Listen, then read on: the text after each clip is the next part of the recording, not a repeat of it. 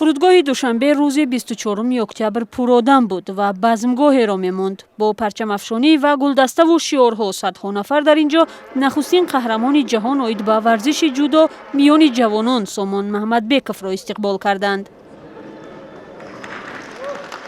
سامان شب 17 اکتبر در سبقت قهرمانی جهان اوید به جودو میان جوانان در وزن 73 کیلو غالب آمده اولین مدال طلا را به تاجیکستان آورد.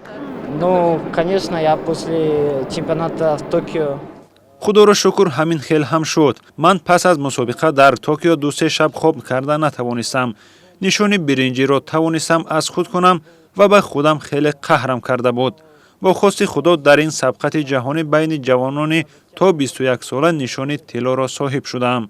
Я выходил, только не думал ни о какой медали, кроме золота. مسئولین ساحه ورزش کشور گفتند با توجه به نتیجه هایی که سامان محمدبیکوف در سبقت های جهانی داشت از او مدال طلا را انتظار داشتند.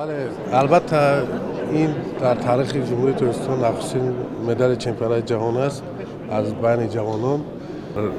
مسابقات کلانسالان نیز نتیجه های خوب را امیدواریم که سامان محمدبیکوف به دست میارد.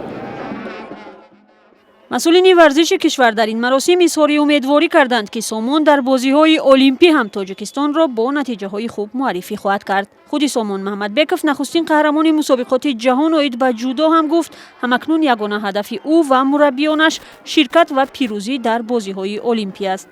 سامان محمدبیکوف ورزشکار تاجیک مقیم روسیه از خانواده ورزشکاران معروف تاجیک محمدبیکوف‌ها است که در شهر ایرکوتسک تمرین می‌کند، اما در تمام سبقت‌های جهانی این پهلوان از تاجیکستان نمایندگی می‌کند. من باوری داشتم که پسرک من سامان جان قهرمانی جهان میشود. گشتگیر شناخته تاجیک در مسابقات قهرمانی جهان اوید به جودو در میان بیش از 80 کشور دنیا با شکست دادن 5 رقیبش در وزن تا 73 کیلو غالب آمد و به مدال طلا و $2500 سرفراز گشت.